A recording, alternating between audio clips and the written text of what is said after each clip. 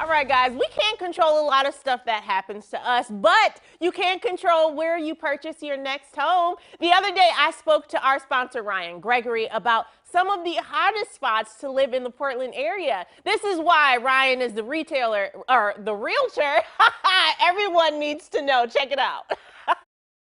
Now, Ryan, I'm so happy that you're here because I feel like everybody needs to know at least a little something about real estate. It's like a part of life. Yeah, definitely is. And last time you were here, like, we talked about the trends and what it means to like buy, sellers market, all that. But can you tell us about some like hot spots to be right now? Yeah, so definitely in the Portland area, I mean, you're always going to have certain areas like the Irvington neighborhood. For instance, there's a lot of older homes built in the 1900s, larger, bigger lots. Also, the Northwest area is very big for families. A lot of times, say like Bethany, for instance. And then I'm kind of partial to like Southwest Hills because there's a lot of mid-century modern. So definitely certain areas, depending on what the folks are looking for. Yeah. And then, of course, always like Oswego is just kind of, it's up there. That's right? that's top notch. Yeah, I would say. Yeah, it's a beautiful area, right? Okay. And so and they like to keep it that way. So. Yeah. So what makes a spot like the hot spot to be? Is it when we see new development come up and then we need to keep an eye out like, oh, that's going to be... I would say when it comes to a lot of that, it's going to be urban growth boundaries and kind of what the city's planning to do in the counties and where things are growing. You also have your urban renewal reserve areas, which are kind of going to be the next spot after the urban growth boundary. So that's kind of your 10-year focus, right? So if you're looking at things like that, those are the things to pay attention to there. And then, schools even a lot of times. So where the good schools are, often you're going to see a higher dense population of folks wanting to be in that area too. So, yeah. So it looks like, or it sounds like we're taking a lot of different things into consideration. Correct. You got to check those school test scores and see how they're doing. And like you said, the development around. So it sounds like that kind of all plays a factor into whether it's a hot spot or not. Definitely. Because we can have a new construction in one area, which is very appealing.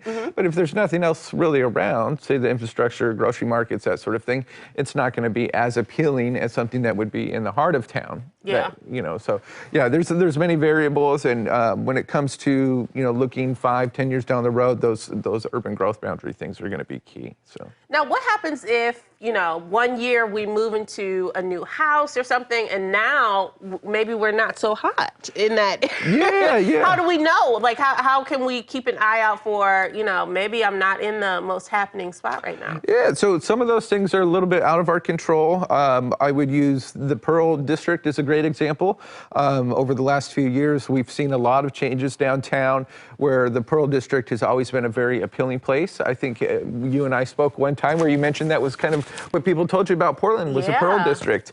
And they know I love to shop. Yeah, right. Yeah. They say it's where all the shops are. Yeah, and so there's great lofts and flats and all sorts of beautiful things and old Victorian townhomes and so the area is still a very appealing area. However, with all the things that we've seen happen over the last few years, which are out of our control, it's kind of lost its appeal for many folks. Where something like that, for instance, I would say it's just a matter of kind of holding out, right? Yeah. Just waiting for things to kind of turn around. Okay. There are going to be areas where they start to take a downturn, and you might want to cut your losses and either move on to the next one, or again, we can look at some of those trends because it's very likely it's going to come back around just like clothing does. It's going to become cool again. Yeah. All right. We will keep our eye out for that. Thank you so much for being here, Ryan. Can you tell everyone out there where they can go for more information? Yes. So you can find me at either my website, ryan.portlandorhomelistings.com. I know it's a little long.